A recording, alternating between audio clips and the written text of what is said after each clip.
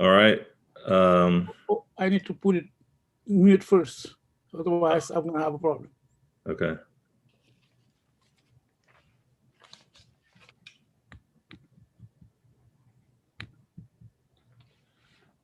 We can start. All right. Welcome, everyone. Call to order the February Board of Directors meeting, Académie Lafayette Board of Directors meeting. Hopefully everyone is staying safe and warm in this cold weather. And also hopefully everybody had a chance to look at the agenda. I don't believe there's any changes other than,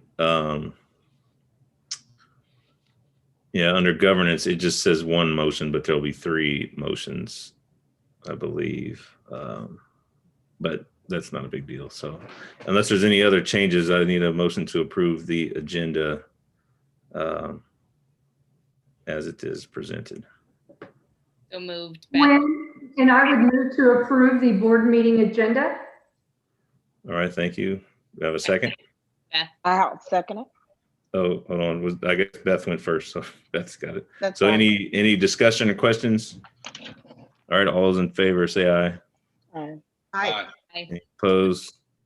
All right. Did anybody sign up for any stakeholder comments? No, no one signed up. Okay. All right. The January meeting minutes, has everybody had a chance hopefully to review those? I entertain a motion to approve the January meeting minutes.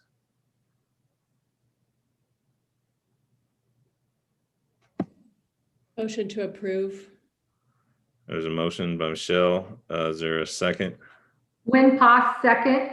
All right, motion a second. Any questions, comments, edits, anything to the January meeting minutes? All right, hearing none. All those in favor say aye. Aye. Aye. Any opposed? All right, motion carries. PTO report is Alonda. I'm right here. Okay. So we did have our meeting on January 27th, I believe it was a Wednesday. And it's kind of not too much of a meeting. We don't have too much information to go over, but we did go over a couple things. We went over how EIP will look this year to the best that we could. And again, Michelle might go over it a little more because there were some questions on how we would be able to do it. And Nicole Q, she's the head of the EIP committee with that. So we are trying to find different ways of how we can do EIP, because last year we had already had a lot of our sponsors and then we went into COVID, and then this year we don't. So it is going to look different. We just don't know exactly how. And then we just kind of spoke about the Valentine's Day this week, and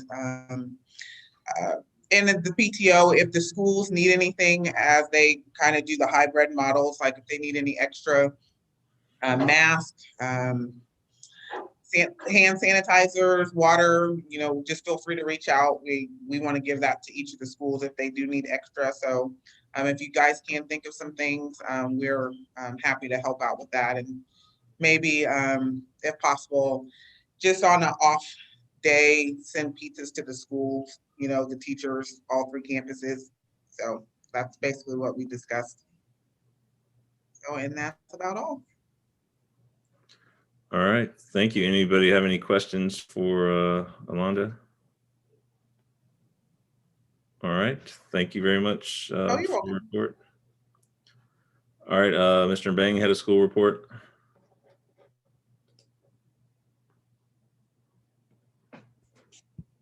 Unless you're on mute. Are you on mute, Mr. Bang? Yes. All right. Good evening. The report tonight, I'll be talking about the reopening. We talk about the calendar, but also the academic program, and also admissions and outreach. For the reopening update, at this point, we successfully reopened kindergarten grade first on January 25th, and then 2nd grade to 6th grade on February 1st.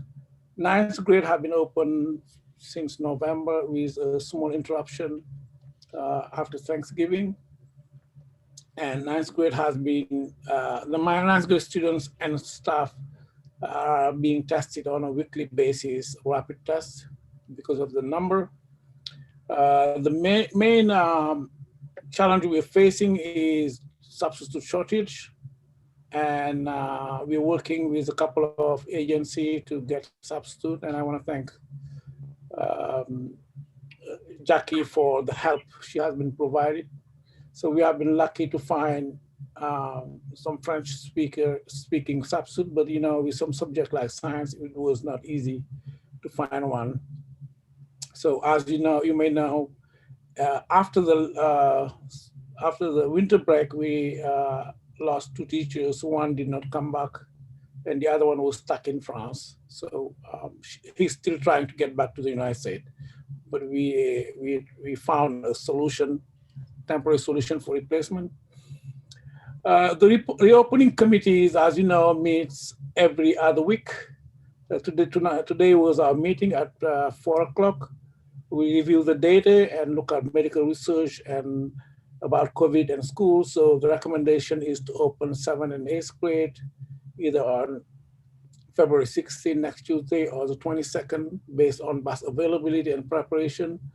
The middle school think that, and also for the bus availability, is better to give them time to get ready to open on the 22nd. So tomorrow, a final decision will be communicated to the parents for the opening hybrid 7th and 8th grade. Am I on? Yeah, let's stop. Let's go back to teachers for a minute. We had 2 teacher shortages, or 2 teachers that one's still trying and one left. And you said you've been able to take care of this. What have you done? Because we already had a building sub in one building, and one is elementary school, pre-K, no, not pre-K, kindergarten. We were able to find a building sub to substitute and continue. The other one is a science teacher in middle school, who was much more difficult. At this point, the classes are being taught by the high school science teachers. Okay. So that's what we found at this point. And the teacher is still trying to get to the country to continue, yeah. But the one that was in kindergarten just basically said, I've had enough and gone home. She informed us during the winter break that she resigned. She's going back to her country. In what country was that? France. Okay. It's because of the COVID, she said, and her family and COVID. Okay. She didn't feel safe to stay. Okay. All right. Any other question about reopening? Oh, I am just sort of, I know the one biggest worry was just staffing shortages. So it sounds like right now we're in good shape. Do we feel like we have enough coverage that teachers aren't having to sort of go over and above? I know teachers were a little bit worn out. Do we feel like we have enough coverage for our needs currently? Well, we don't know yet, because it will depend on how many teachers will feel sick or quarantine or something like that. For today's meeting, we did not have any case, is a quarantine or case, so which is unusual, but I hope our community will continue to observe those guidelines and make sure that everybody is safe and school can continue to open. So if we have an outbreak or something happen to a teacher who is contaminated or infected off campus, we don't know how many would happen at the same time, then we might have an issue of substitute. But we at this point we're fine. Got it. But that, I mean, I will say that was exciting news to hear that there were 0 COVID cases since we showed it last week. That there's not a single case right now, which is a really good sign of the success of the reopening so far. Which is great. I always reiterate to our community, keep it safe, and so that our school can continue to be open safely and without interruption. I do have a question. Today's a snow day, so are you doing all classes on Zoom or? No. The story behind that is the following. So on principles, we don't have snow day anymore. If we have snow days, we move online. so uninterrupted. However, last week, the student council, the STUCO, requested the meeting with me and Dr. Paul, the middle school one, and they came with a very convincing presentation that for their mental health, they need a real snow day if it snows. Go and play in the snow. And then they brought all kinds of great reasons. So, and they wanted also, if the Chiefs win, to have a day off. I told them that one is harder because it's harder to justify because there is no parade.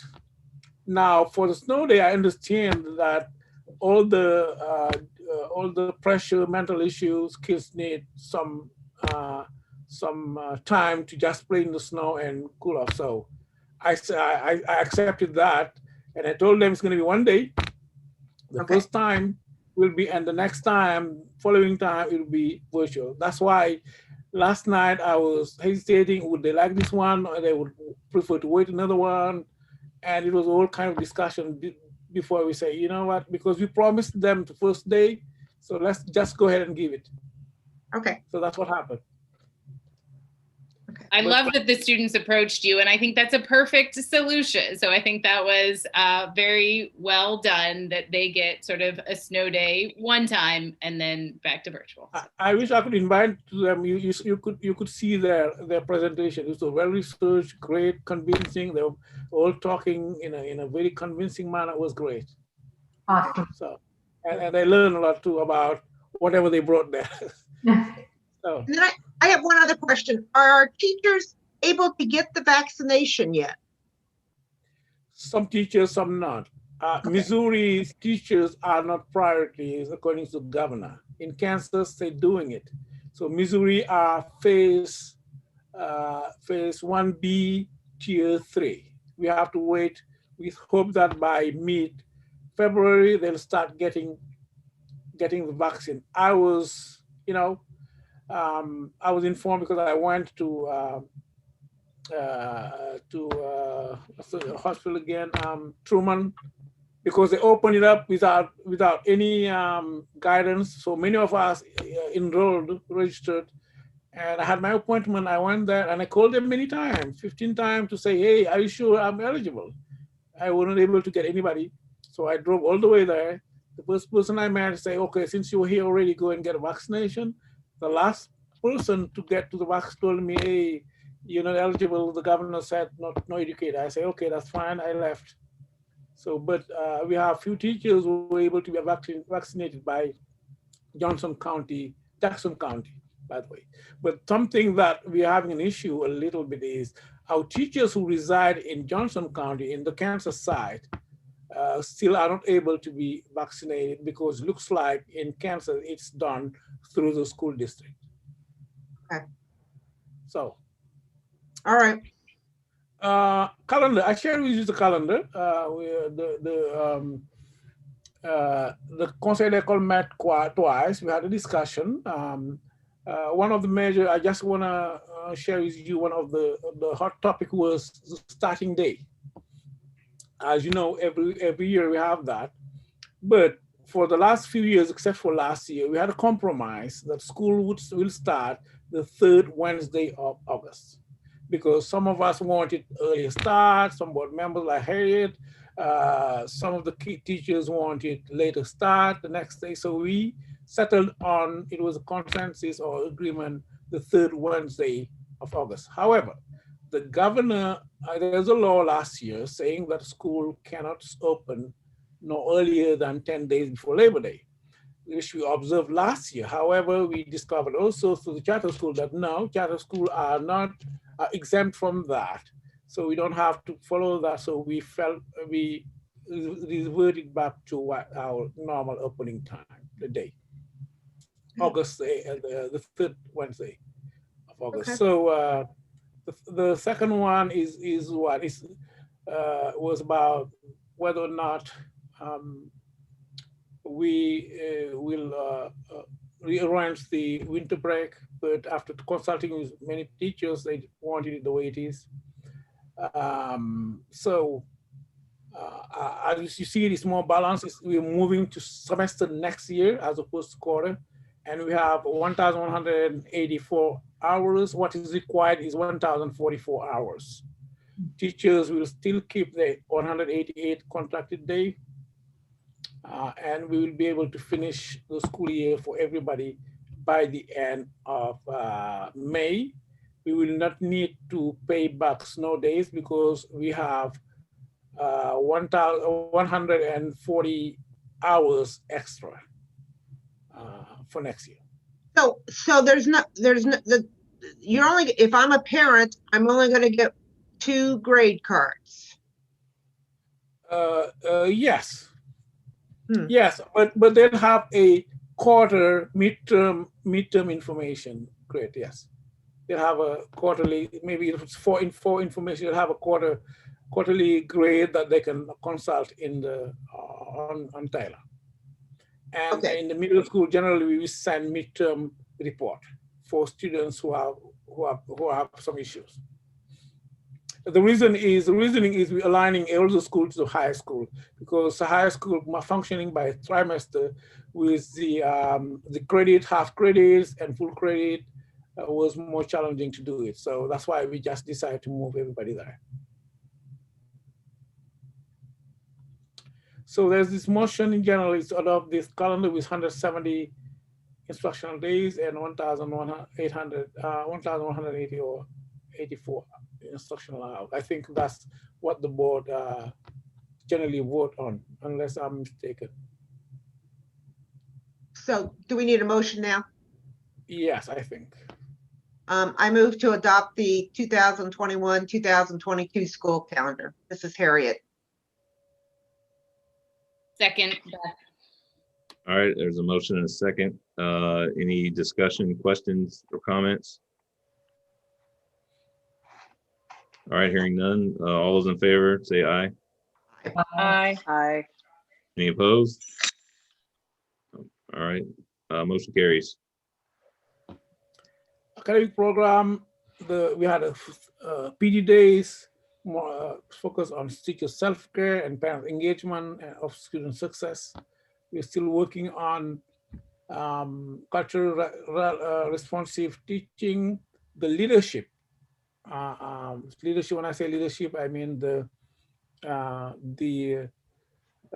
principals and myself, we have a book study with Adi Hotkins, so we meet once a week to have at least a chapter to discuss on the book and then discuss it. It's more about coaching, culturally relevant coaching. So that's what we're studying now. The podcast was sent home, electronically home. It was unfortunately not as smooth as we want it to be because there's so many, because the first time we use the Tyler, we will learn from there and then make sure that the next one would be more diligent and less hectic. Hiring for 2021-22, including reach out to last year's candidate is ongoing, and some of them we're trying to remember. Last year we hired 7 teachers and we were not able to come in because of the visa. We reached back to them and hoping that some of them will join us. We are optimistic, but we continue to hire also more because every year, because of our growth, we need an additional 5 teachers, among which we will need 1 English teacher. So this year probably we'll need around 12 teachers to hire, French speaking. Black History Month activities at the 3 campuses. Cherry will be having parent readers on Wednesdays, along with special quotes and videos each day, plus a poster palooza for students who want to create a poster about famous African-American. Or individual teachers are integrating historical facts and figures in the activities. ARMA, first ever Black History Month read-in, involving students, teachers, staff, and parents. Read a book written by an African-American author or one that features an African-American protagonist. Book discussions are occurring during Musketeer time. The grade level with highest percentage of readers win a movie party.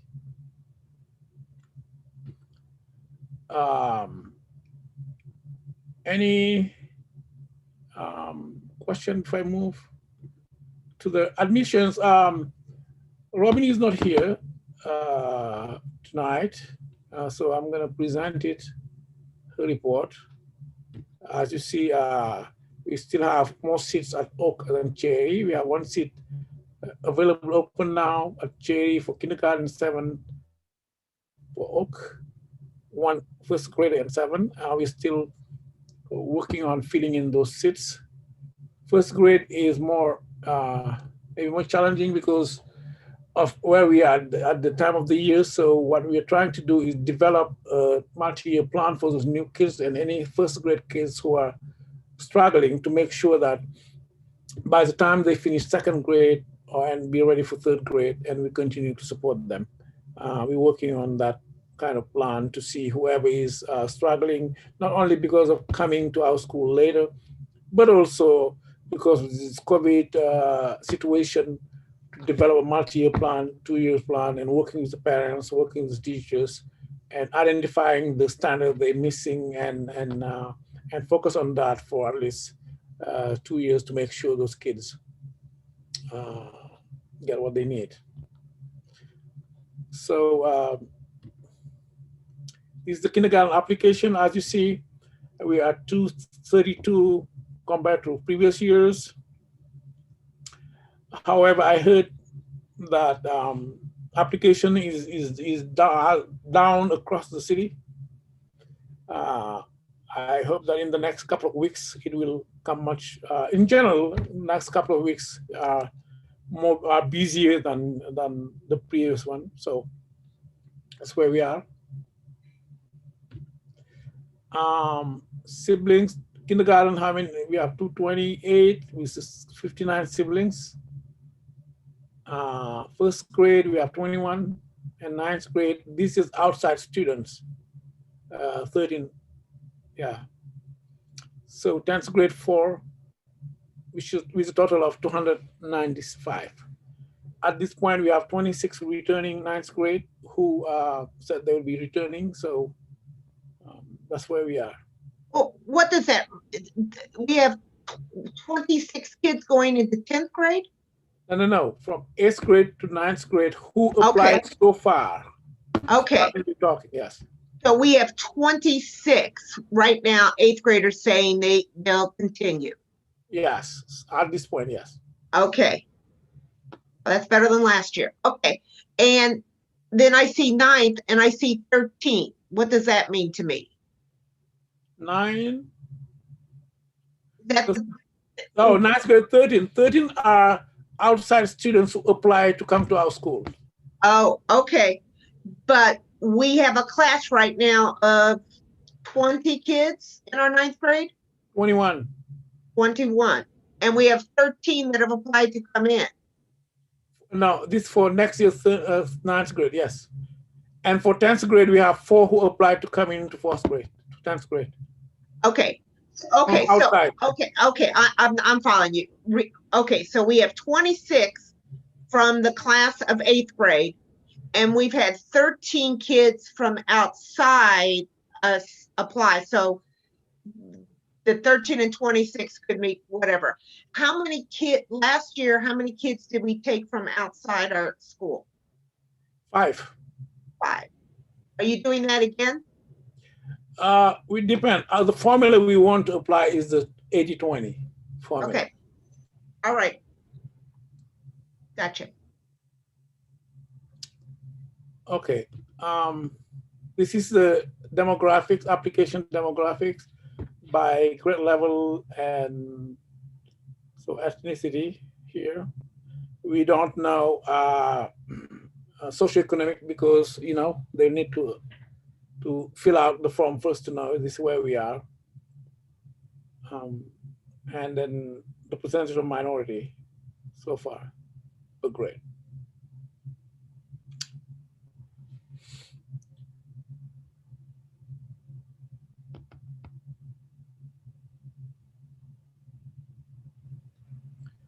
I believe for the kindergarten applications, our white applications look higher than you. Usually it's closer to sort of a 50-50. Am I right? Yes, but again, we have 2 weeks to go. Yeah, so it's hard to say. In general, we have more minority applicants in the last week, and yeah, so yeah, we have been 50-50 in terms of application. Yes, 50-50, or more than that, by the way. But remember, this includes the siblings, so that if it was only brand new applicants, I think it would be more balanced than what we have. But again, it should be much higher than this ultimately. Okay. And we have an open house in not this weekend, but next weekend too, and that usually spikes things. Yeah, the last 2 weeks are much busier. Yep, everybody waits till the last minute. Okay. Yes. We need to approve the caps, or is that coming up later? Yeah, it's coming later. Okay. Is the Carter Broadcast Group radio station that Robert is using. The other day I was driving and I heard on KUR House Calls as a sponsor. It was good.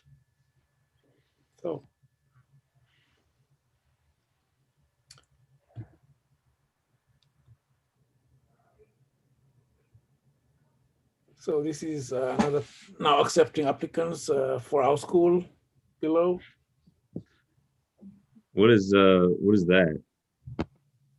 Unfortunately, I don't have all the details from Robert. I think it's a part of it's a publicity or advertisement for our school. Yeah, so what you've got here is you've got an ad running on that station for programming that they have, and then you see the lower part of that, that's where the banner runs with the advertisement. Yeah. Okay. I was like, man, is Denise Richards supporting our school? That's pretty impressive. We're big time now. We got Hollywood. Might be applying for kindergarten. Oh. So those are the upcoming events. That is happening before the lottery. The lottery will be, I think, March 4th or around there. You must. Some of you may have already received an invitation. Right, to the lottery. Now, I have a question. A lot of these dates for these open houses and virtual fairs are for this week. Are we still able to have those with weather and all that stuff going on? I mean, I know they're virtual, but yeah, I think so. I haven't heard anything otherwise. So. And Robin is able to. She's the one who. Yes. Okay. I didn't know if she was still available this week or if we needed to postpone or something like that. Yeah, she'll be available. She will be absent until Wednesday, and I think and then she said that she'll attend the February 9th one. Oh, tomorrow night. Okay. Yeah. So the lottery, the online lottery. So the Thursday is February 29th, 4 o'clock. I think 4 hour is the 29th, and then which one is this? March the 1st. Sorry, lottery is March the 1st. So anyway, we have received information. I think it's harmonized. All the network of Show Me Casey will be doing the lottery at the same time. Well, hold on. This is to clarify. I think the actual lottery is going to be on the 25th, and that's the invitation that we got. But the announcement of the results on the March 1st. Right? Yeah. Okay. Yes, you're right. Announcing to the parents, to the winners. Yes, March 1st. So this is the cups that we need to vote on. Some of you will ask me why 35, because what is likely is if we have many more applicants, we'll have to come back and lift the cup for the 9th grade one. Okay, we set it up where we think is more realistic at this point, and then after that we will have to lift it if you have many more applicants.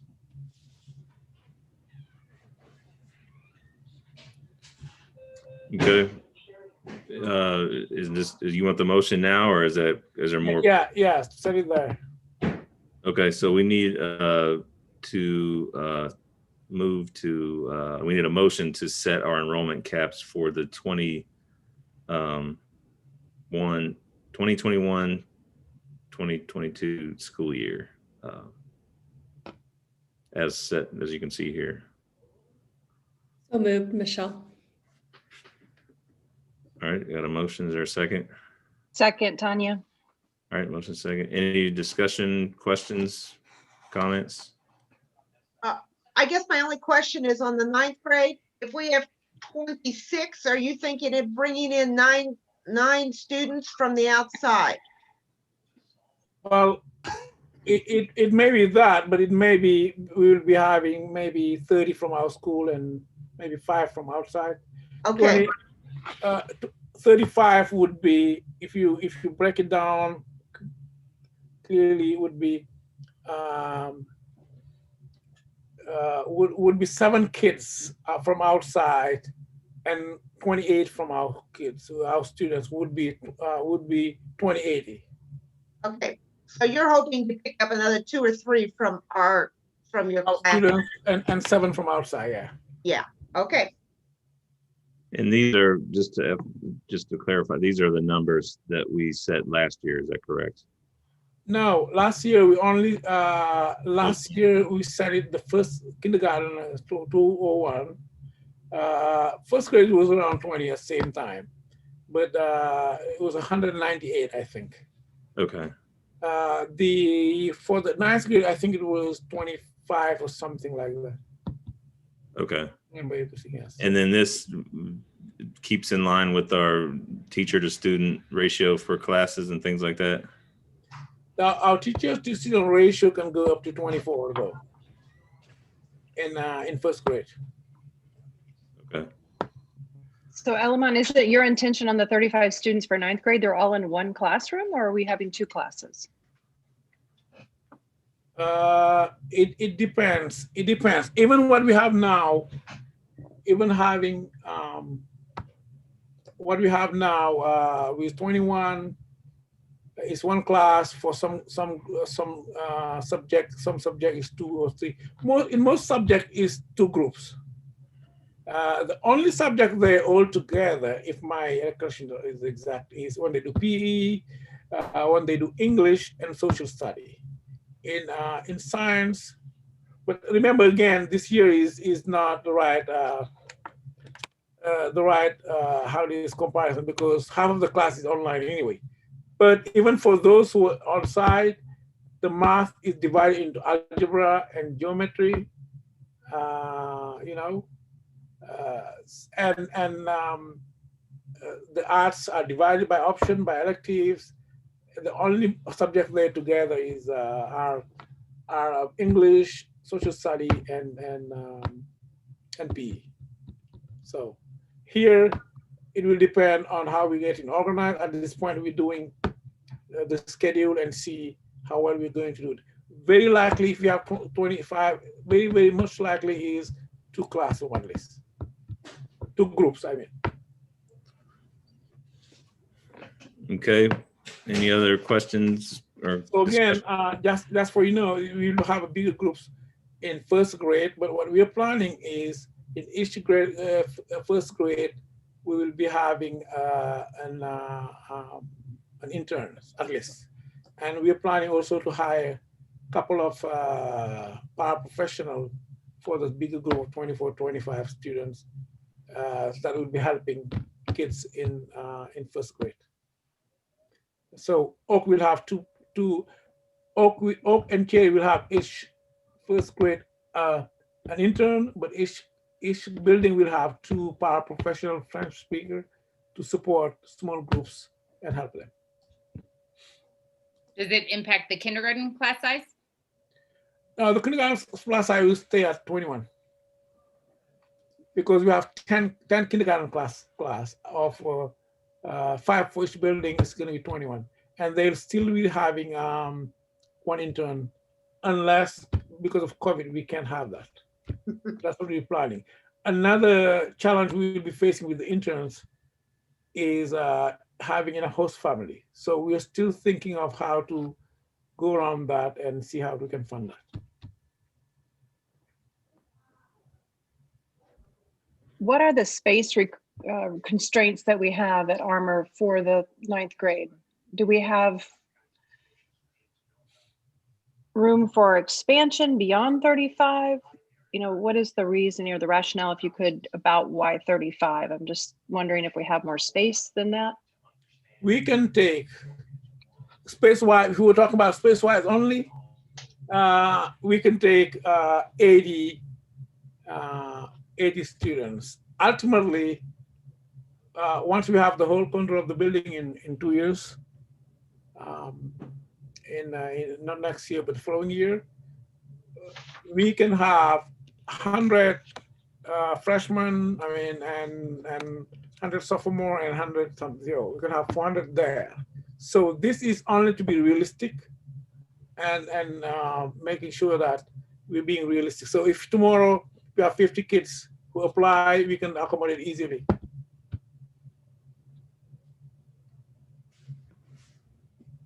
It begs the question then of why do we need a cap at all for 9th grade? Let it just be up to your discretion with the staff there. Do we need to set a precedent for setting a cap? So setting a cap is a, I don't know if it's a policy or whatever you call it, but it will allow you to know what number of students you will be having.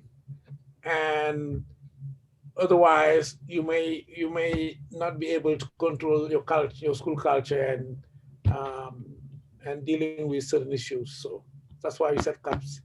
And if we come back,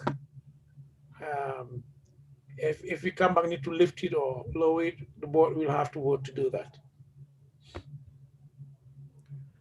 We only want to take 20% from outside right now. Yeah, if you don't set the cap, you may be having 50-50. Yeah, and we only want 20%. Up to 20%. Okay, thank you for that rationale. All right, any other questions or comments, discussion? All right, we have a motion on the floor. If we're ready to vote, unless there's any other questions, we can vote. All right, all those in favor of approving the enrollment caps as set forth in this presentation, say aye. Aye. Aye. Any opposed? Aye. All right, motion carries. Jackie All right, Lang. that's it.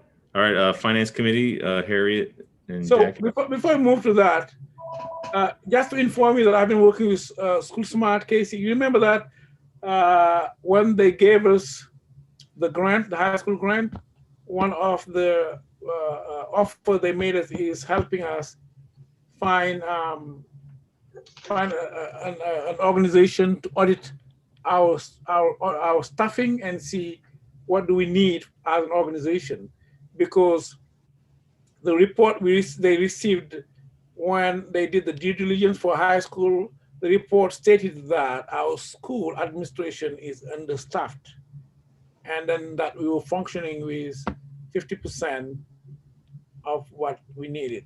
And they offered to hire and pay somebody to come and help us, give us recommendation for staffing. I know John has been on me all the time to say that I needed to do something about presenting to the board what do we need. So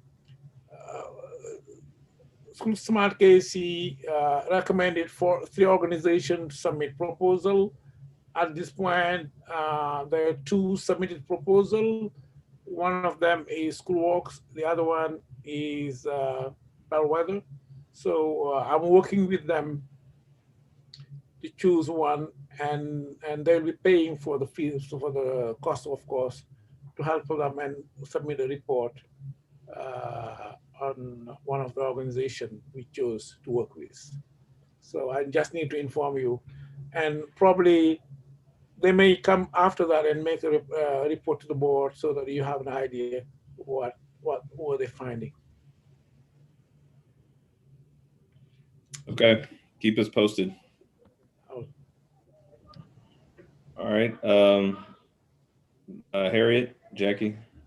Okay, so first thing we always go over is our January accounts payable, and then enrollment summary and budget impacts as we go further along, the DESI payments, and then of course the year-to-date forecast. So some of the bills that stood out were quite a few more expenses for the high school federal grant. So those are all covered. We had a quarterly bill for all three buildings for just the regular maintenance and repairs that were paid in January. So that looked a little higher, still in budget on those monthlies. Worth Avenue is a company where we get all of our staff computer insurance, and the school shares that 50-50. So any employee who wants to get their school issued computer covered, we pay half and they pay half. So that's what those charges were. There was another Cherry $6,000 expense, so still in budget at Cherry, but we need some ongoing maintenance for some controls over there for the HVAC system. And I don't know, Mr. Bang, is there another slide on January accounts payable, or is just this? Is there another slide on accounts payable? Okay, yeah, control service I just talked about. Martin City, there was a question of why we had a school activity check since we're all virtual, and that was a reissued check from the previous summer school that was lost and reissued. And then some of the first charges from parallel employment. Next month, you'll also see flexible educators and social work PRN, agencies that we're using for substitutes. And we also discussed some additional things that we need to do COVID related at work at Oak, and just wanted to increase that maintenance budget at Oak, and that was about $15,000. So it wasn't a lot, but above the threshold to get board approval. Did anybody see anything else they had questions on accounts payable? Okay. Move to approve January accounts payable. All right, there's a motion. Is there a second? Winpas, second. All right, motion and second. Any questions, comments, discussion? All right, all those in favor say aye. Aye. Aye. Any opposed? Nope. All right, motion carries.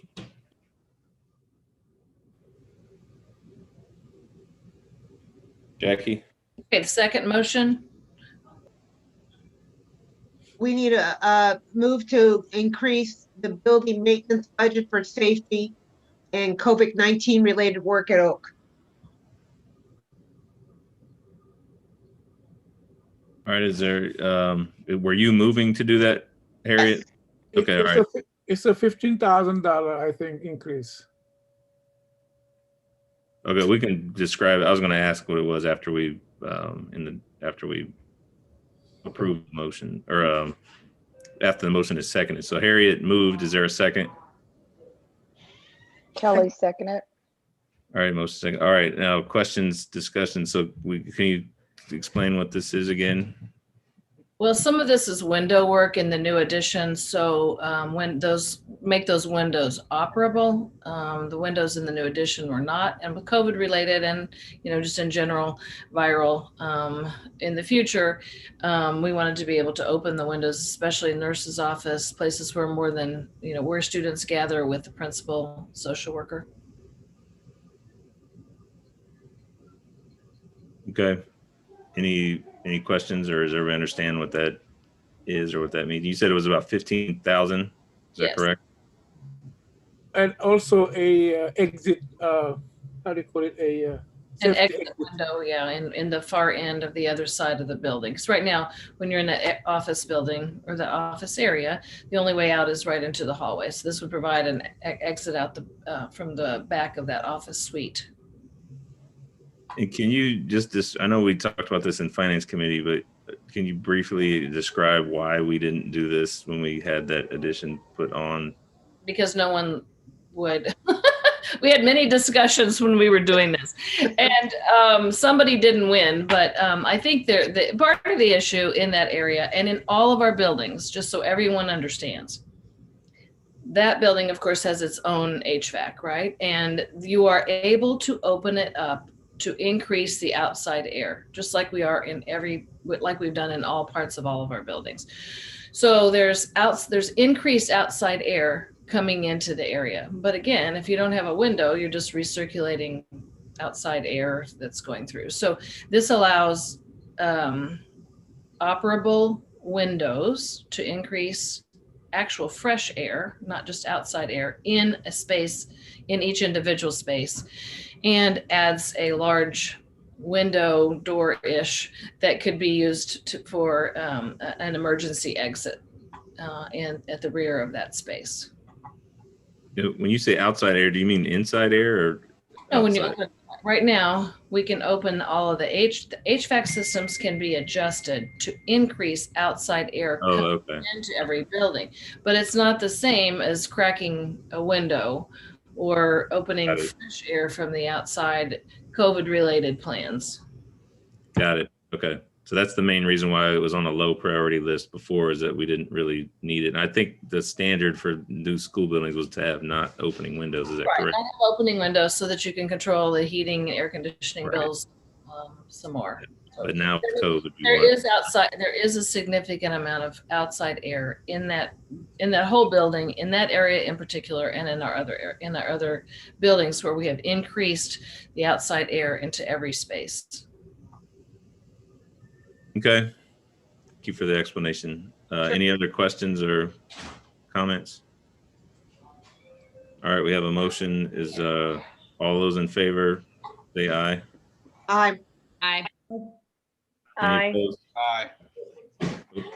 Any opposed? All right. I'm sorry, I didn't hear who's second, John. Kelly, I think it was Kelly. Was it Kelly? Okay, I never heard that. Yep, it was me. Thank you. Mhm. Thank you. So, the packets that you get are for the December close, which is all the financial statements are all finished for December. But we also have January information when we have our meetings. And so, we can see in December, the payment per weighted ADA was $7,541, went up about $115 in January. So that's a good thing. Prop C is staying about the same. So what we're doing in light of the changes each month, I think you have it. Mr. Bang, is there another slide about this? Yeah. So as you know, we started out dismal. Yeah, go to the next. Dismal in July at a little under $5,000. And each month, successive month, we've had an increase.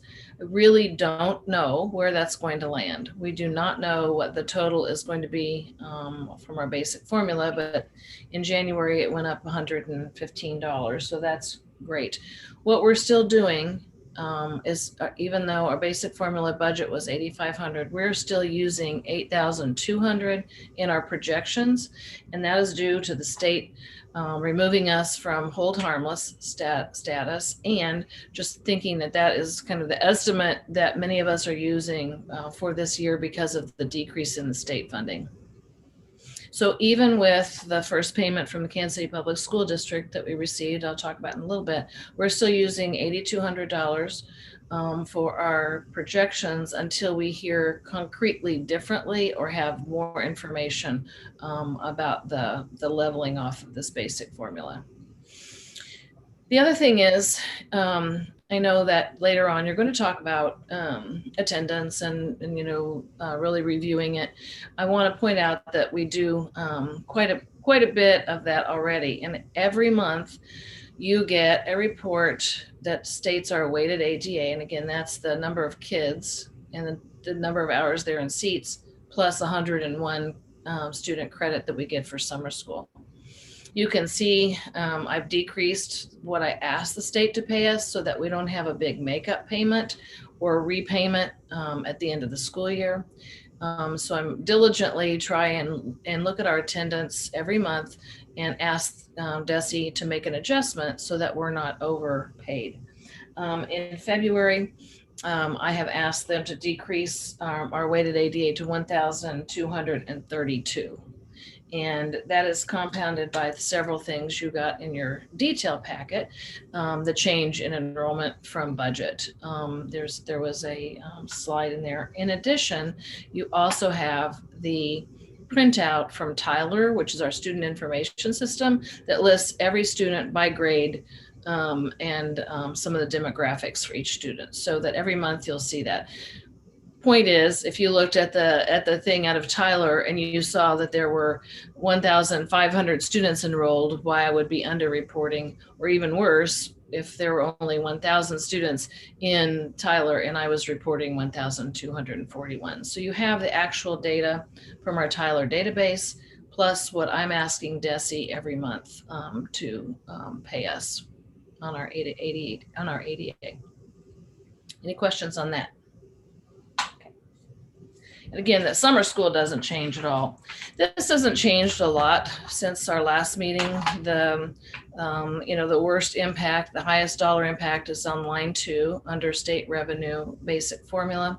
Still predicting a little over $900,000 under budget for basic formula for all the reasons I explained. We had less enrollment, a little bit higher attrition, some of those kinds of things. I will probably every month continue to fix that gifts and grants line.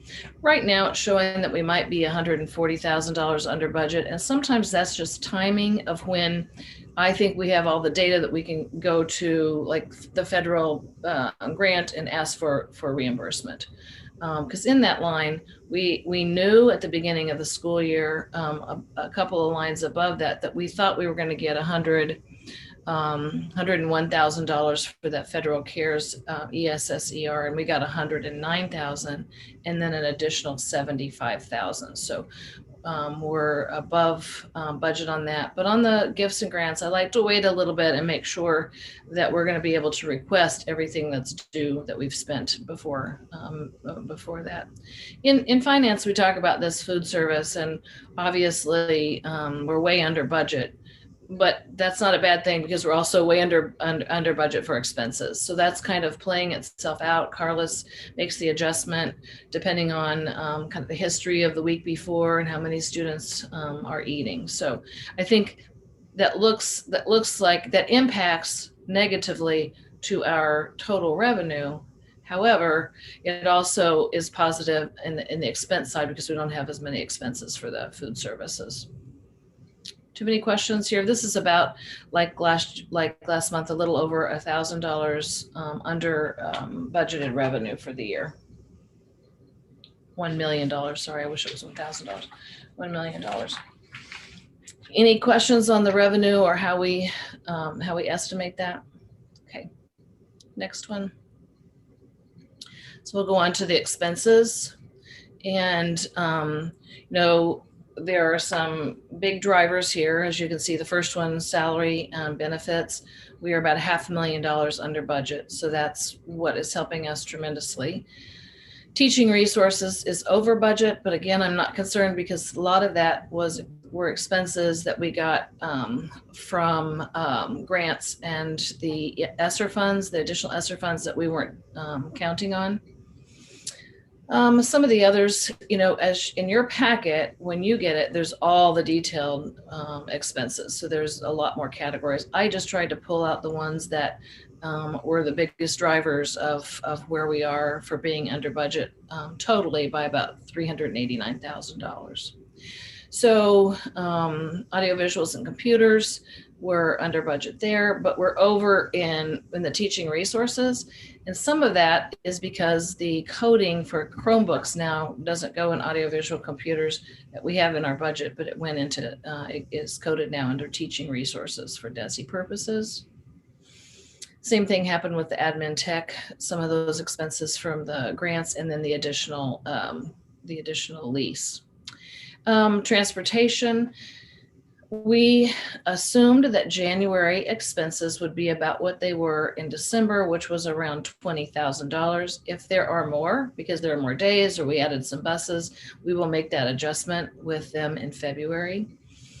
So what I planned is that in March, April, and May, that we would probably, the potential existed that we would go back up to the number of buses that we had in the budget.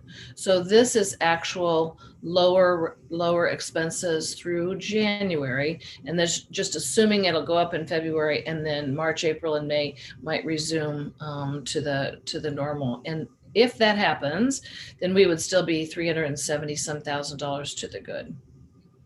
That Fund 40 expenses paid from operating, we added that in our forecast back in September-ish, because that is the number, that was the dollar amount left over from the grant specifically for armor capital expenses. So we started spending that money that was sitting there, and we needed to put that and show that as an expense this year.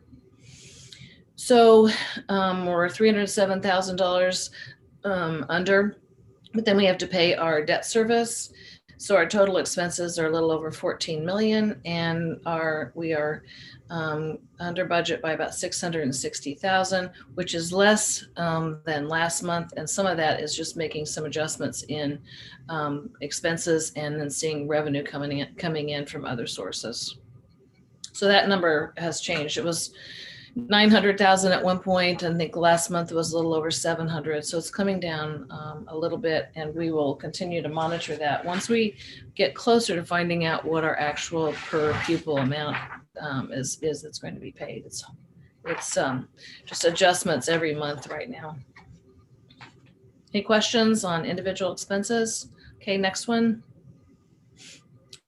So this is just a summary of what I said, going line by line. On the revenue side, it's a little over $900,000 just in basic formula. And with the other revenue sources, it's a little under $1 million that we are under revenue budget for forecast. The expenses, the biggest drivers were salary and benefits is under, transportation is under, teaching resources is over, so that should have been, and technology expenses are over. And then that all nets out with all of the others to around $389,000 to the good net expenses, which saved us because of this negative 1 million. So what happens then about at the end of the year, I'm forecasting that we'll be using reserves of around $660,000. Any questions on that?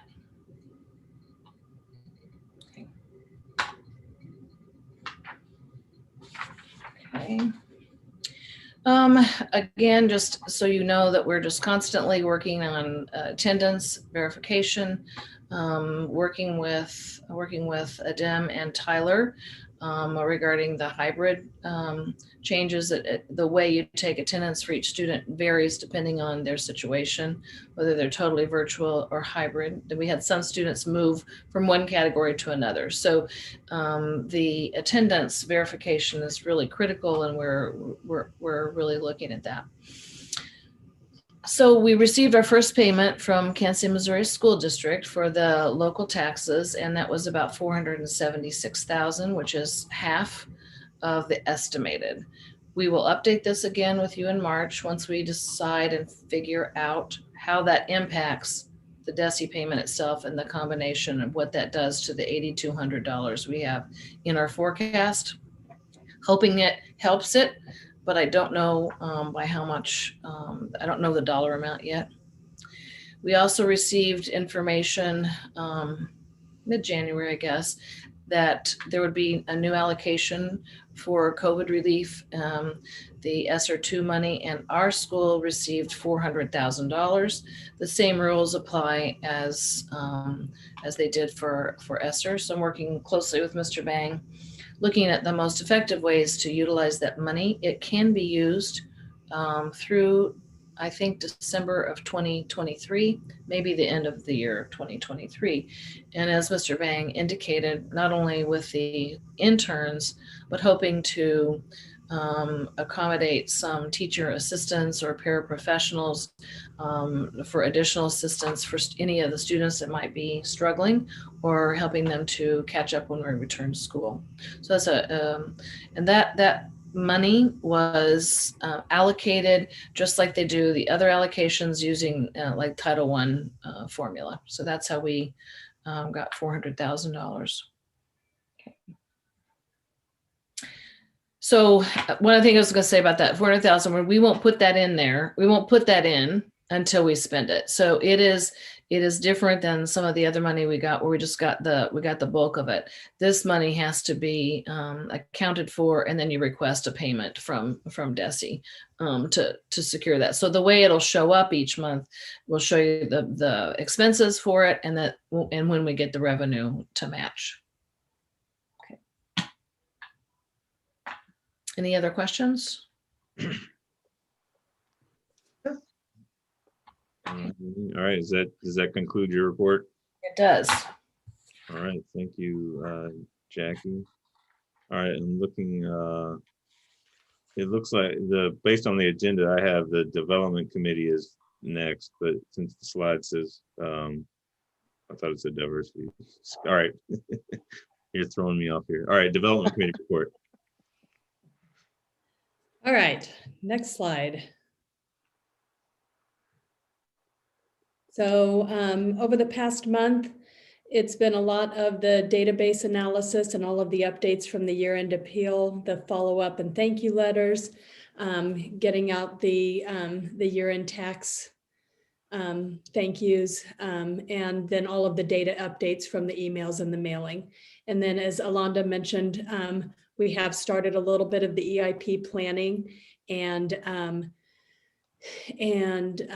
Nicole, I talked with her, and we're going to have something on the date or on the calendar for, I think, the second week after the new development director, Celia, starts, she starts on the 16th. So yay. Very glad to get her started and coming on board. So what will go on this month is the next slide. So the committee will help with the onboarding of the development director. We had our meeting just this past was it just this past Monday? Last Monday, yeah. And kind of outlined what we do. So she'll start, of course, she'll meet with Mr. Bang and the leadership team and do her goals. But then from a committee standpoint, having her work with Robin to understand the brand, the messaging, and the communications. And of course, there are some things, we can't say enough great things about Robin and how she has stepped in and helped with so much of this communication and things that we do. And, just last week when there was that sudden flurry of activity on the Fix the Glitch thing, she in the middle of admissions, spends time to get that email out for us. So I know she's welcoming having the director on board to help with some of that external or take that external communication back from her. And then we'll work with her on planning, the things that are on the calendar for the balance of this year. And then Tanya and Sonia and I will work with her. And there's some training, but there's just some other things to identify in Donor Perfect so that she's kind of getting set up for the balance of this year and then going into next year with a nice clean database of donors. And then just working on whatever the plan is to achieve her goals and the ways that the development committee can support her. And the next slide just talks about, as we lead into March, here are the things on the agenda and within the plan right now. But again, as she comes on board, she may rearrange some of these priorities. She may work with Mr. Bang to do some different things. And so we'll kind of work through that with her and again, see how the committee can support her. All right, does that conclude your report? That is it. All right, any questions for development committee? All right, governance committee is next. Beth? Yep. So right before the meeting, I sent everybody specific language for 3 motions that we want to discuss tonight. And these are really based on, you all remember when Doug Thaman came to our board, I think one of their big things they're working on is standardizing practices across charter boards to really based on best practice. What do they recommend? So the first one we'll talk about is the auditing on attendance, which I don't think changes any of the practices that we have. I think we already have a lot of best practices in place thanks to our finance committee and the very hard work that Jackie does to stay really on top of the attendance issues.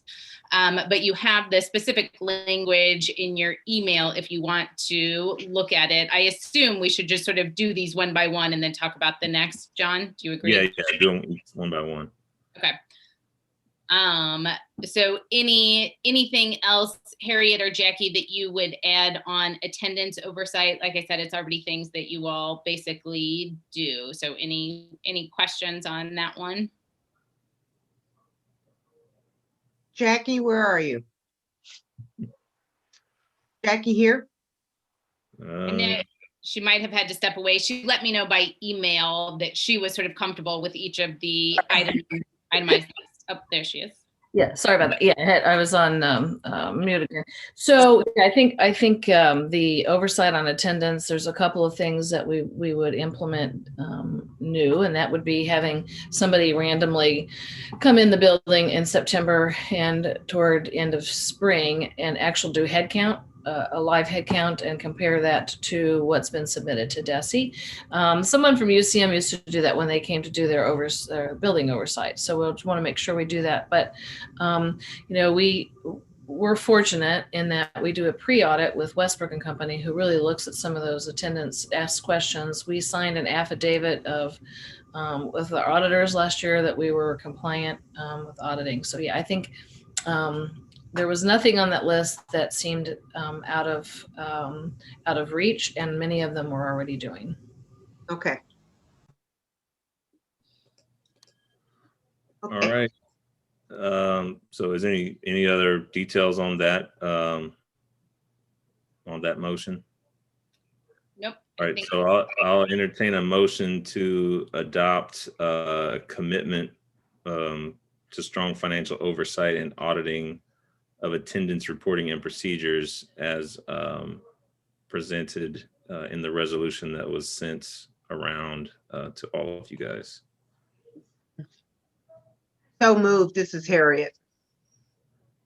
All right, there's a motion. Is there a second? I would second Gwen Potts. All right, motion and a second. Any discussion or further questions? All right, motion carries. And once we approve these, did you include, Beth, the language of these to Carlos? Did you send it to, or we'll send it to Carlos and then we can put it on or formalize it or whatever. I can sign it and then we can send it on to UCM, or not UCM. Well, I guess we can send it to UCM, but we can send it to Missouri Charter School, Public Charter School Association as well. So, okay. But yes, I included Carlos and Jackie in the links to the language for all of them. All right, perfect. Oh, I see it. I see it now. Okay. So the next motion that we want to talk about is related to board training. Again, these are things that we largely already have a part of our practices, but they really want us to specify what type of training will we provide, particularly in relation to onboarding new members. Things like going over just the structure of the school, our bylaws, our strategic plan, our financials, just being very purposeful in the onboarding that we provide, as well as a commitment to including training as a board and being specific as to what are the gaps we have and how do we fill those with training. So you can see sort of what the specifics of the motion are, those types of things. It's already part of our bylaws. Training is already included in our bylaws, but they would be revised based on how we want to move forward. And this is, who's putting out all these? So Doug Thaman is sending these out to charter schools just to really be more purposeful in being more aligned with how we do our training, how we're auditing our financials and attendance, because charter schools have gotten into trouble in some of those areas. And so I think we just want to have clear policies in place.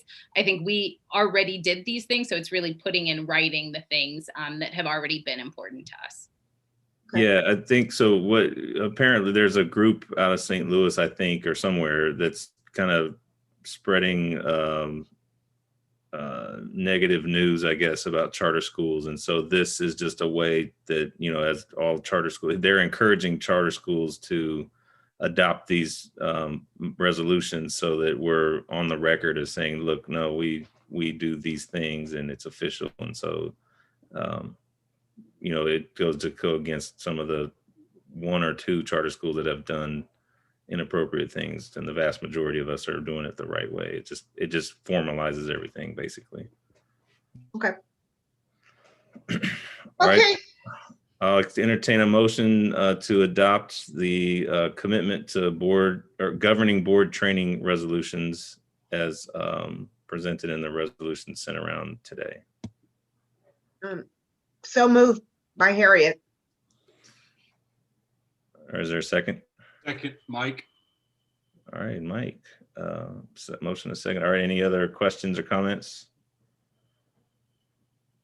All right, all those in favor say aye. Aye. Aye. Aye. Opposed? John, I don't have a clear understanding of that motion because the conversation kind of flowed into the motion. So Okay, so this was the motion was to approve or adopt the commitment to governing board training as presented in the resolutions distributed earlier today. And we'll send you those resolutions, obviously, once they're done. But does that make sense? That was distributed to all the board members only? Yeah. Okay. Yeah. Okay, I have it. Thank you. Okay, you're welcome.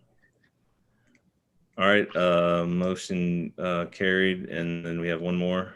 Yes, the final one is a COVID vaccine policy. It is highly recommended that vaccines are not mandatory, so it won't be a mandatory policy, but it just stipulates that teachers are highly encouraged to get the COVID vaccine. If they choose not to, they need to share that with the administration. Mr. Mbang is still going to fill in. You'll see if you look at the language on that, who they need to report to and by when. So there's some details that will still be filled in, but the basics is it's not mandatory, but highly recommended. And we did have this reviewed by our council as well to make sure. Okay. All right, so I'll entertain a motion to adopt the COVID-19 vaccination policy as presented. So moved, Michelle. All right, motion, is there a second? Second, Mike. All right, motion is second. Any further questions or discussion? All right, all those in favor say aye. Aye. Aye. Aye. Any opposed? All right, motion carries. The only other thing, there's one last thing, just a reminder, everybody got the Safe Schools training. It was a 30-minute module that all board members need to complete. If you haven't done so yet, if you could make sure to do that in the next week, that would be a big help. I have a question. I completed mine. Do I send it to you or did you get it or what? The nurse at the school gets a report of everybody that passed their test, essentially. Okay. So Okay. yeah, as long as you did it all the way through, we have that. Okay. All right. Diversity, is there anything else, Beth?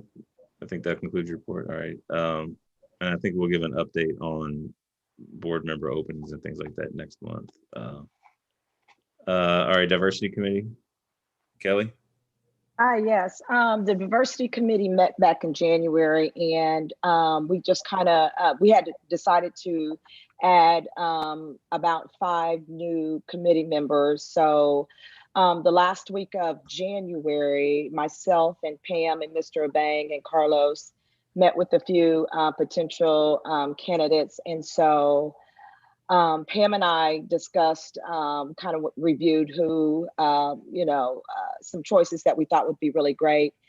During that time, we also talked to Mr. Bang, and he indicated that we really didn't have any teacher representation. So we decided that instead of adding 5 more parents, that we would add about 3 teachers, 1 from each school, and then add 2 additional parents. And then that way, everyone is represented on the diversity committee.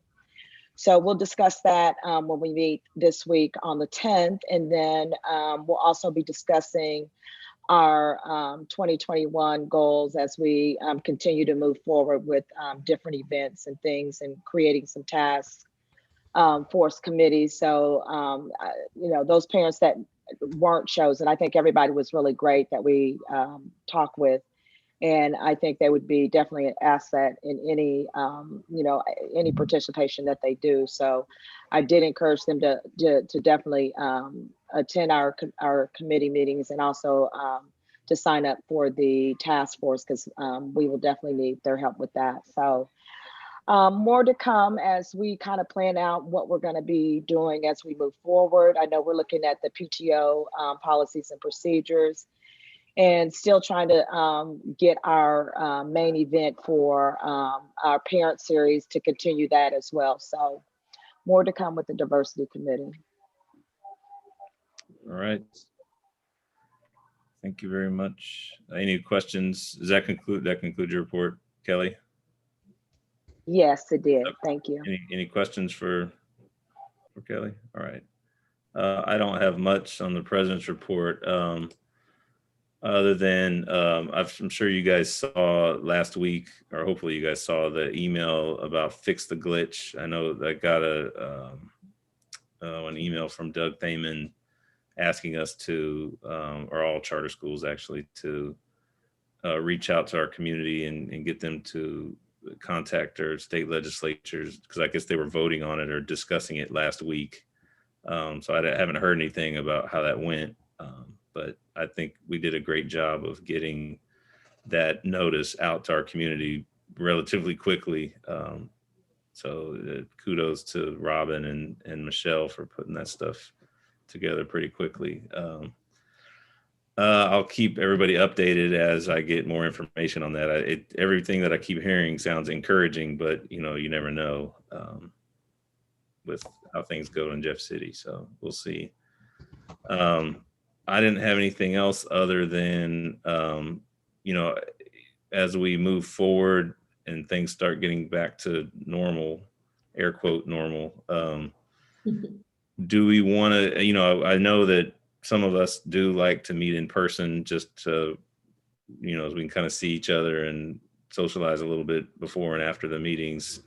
But I think, so I don't know when that would be though, maybe the summer or even the fall, who knows? But I do think the Zoom meetings are really convenient, and it also allows us to keep a record of everything, and a lot of families in our community can view and attend the board meetings and see everything. So I hope we continue Zoom meetings in the future.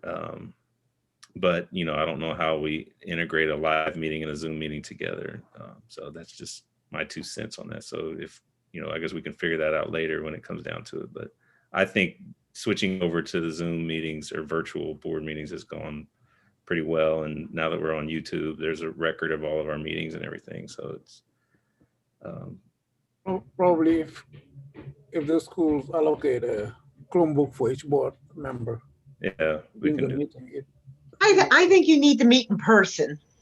No, I've said that many times. So. Yeah, no, and I think we still should. I just think we should also have, you can do both at the same time. Right. If somebody's out of town, they can't meet. Right. Then they could Zoom. But I do think you should have an in-person board meeting once things get a little bit more normal.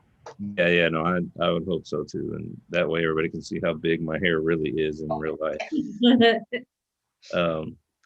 I didn't have anything else other than we saw today that there was a notice we received notice that our sponsor UCM was on probation or something like that. So we followed up with them, and apparently, so DESE does annual reviews of all charter school sponsors, and it's similar to the reviews that our sponsor UCM does for us, right? So it's like a list of things, and they check to make sure we're in compliance or not. And if there's things that we're not in compliance with, we have time to correct them, or it goes on our report. And so I think DESE did, they've revised their review and reporting. And so I think UCM was not compliant in a couple of the sections, and the way they reported is that they're not in compliance. And so that's not necessarily the case. And so UCM said that they're going to send out communication to all of their schools that they sponsor, and clarifying things and alerting us and letting us know. But I don't think there's anything to worry about. So I think it's just DESE's doing things a little differently, or they changed something, and it seems alarming, but I don't think there's anything to be alarmed by. Other than that, I don't think I had anything else. There is one thing I do want to update everyone on, but we can do that next meeting. Or unless you want to go to a closed session, it doesn't matter. It's not urgent, just informative, I guess. But I can let everybody know via email, actually, if that's even easier. I'm like, you can't leave us on pins and needles for a month. Well, we can go into closed session if you want. I mean, it might not even need to be in closed session, to be honest. I just don't want to. Maybe we're not ready yet. I'll send an email about it after this meeting. Sorry. So that's it. Anybody have any questions for me or anything? Anything else? Okay. All right. Well, thank you, everyone. Hope everybody